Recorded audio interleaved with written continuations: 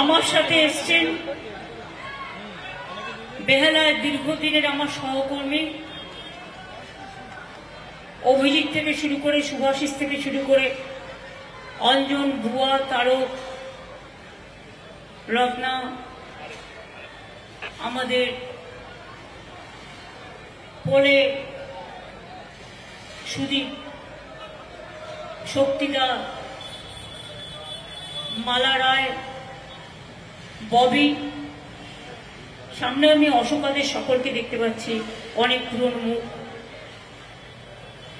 আপনারা জানেন আমি যে কোনো বড় অনুষ্ঠান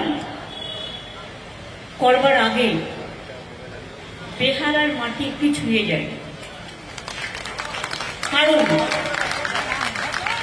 এই মাটি থেকেই আপনারা প্রথম আমাকে সংসদে পাঠিয়েছিলেন। তখন বেহালা ছিল যাদবপুর পার্লামেন্টের অধীনে। অনেক আন্দোলন এই রাস্তার উপর আমরা গড়ে তুলেছিলাম।